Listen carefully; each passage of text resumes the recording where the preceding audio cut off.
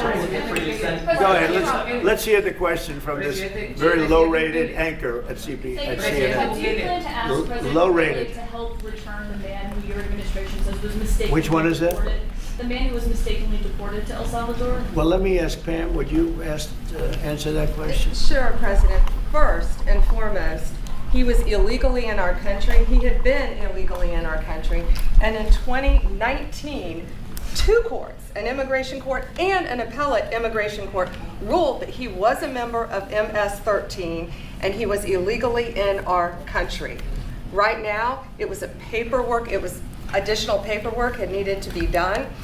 That's up to El Salvador if they want to return him. That's not up to us. The Supreme Court ruled, President, that if, as El Salvador wants to return him, this is international matters, foreign affairs, if they wanted to return him, we would facilitate it, meaning provide a plane.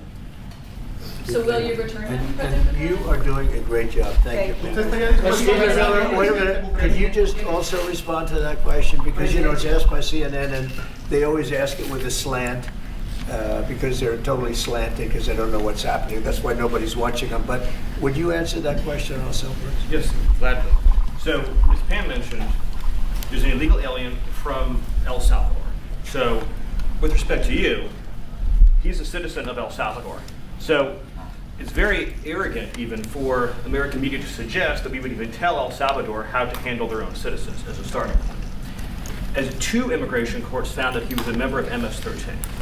When President Trump declared MS-13 to be a foreign terrorist organization, that meant that he was no longer eligible under federal law, which I'm sure you know, you're very familiar with the INA, that he was no longer eligible for any form of immigration relief in the United States.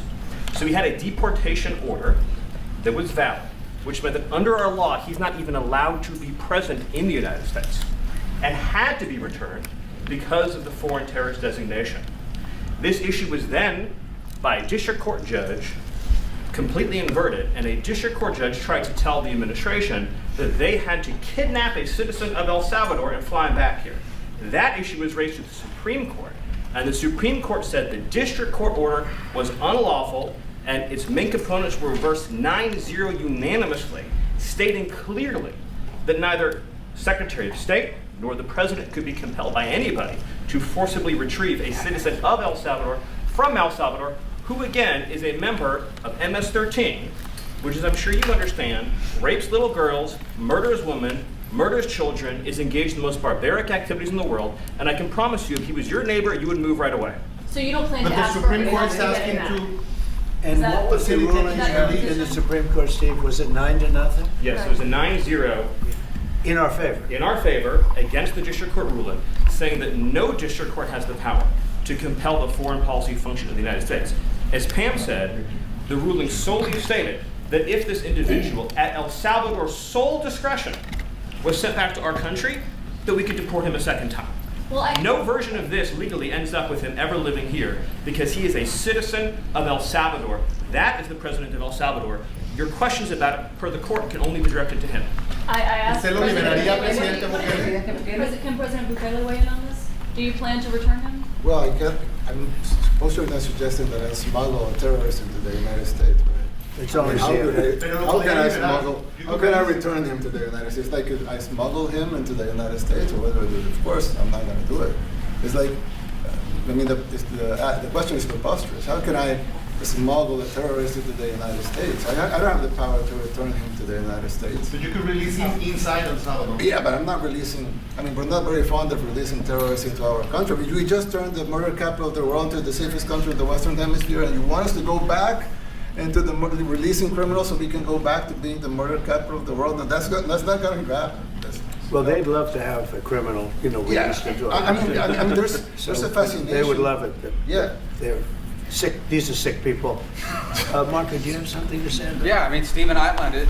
I don't understand what the confusion is. This individual is a citizen of El Salvador. He was illegally in the United States and was returned to his country. That's where you deport people, back to their country of origin. Except for Venezuela, that was refusing to take people back, or places like that. I can tell you this, Mr. President. No, the foreign policy of the United States is conducted by the President of the United States, not by a court. And no court in the United States has a right to conduct the foreign policy of the United States. It's that simple. End of story. Specifically said And that's what the couldn't be Supreme Court sent back held, by to the El way, to Salvador, Marco's though. point. The Supreme Court said exactly what Marco said, that no court has the authority to compel the foreign policy function of the United States. We won a case 9-0, and people like CNN are portraying it as a loss, as usual, because they want foreign terrorists in the country who kidnap women and children. But President Trump, his policy is foreign terrorists that are here illegally get expelled from the country, which, by the way, is a 90-10 issue. Well, Mr. President, you said that if the Supreme Court said someone needed to be returned, that you would abide by that. You said that on Air Force One just a few days ago. And How they long said do we that- have to answer this question from you? Why don't you just say, isn't it wonderful that we're keeping criminals out of our country? Why can't you just say that? Well, it's illegal. Why do you So go as long as it's over and very over, honest. and that's why nobody watches you anymore. You know, you have no credibility.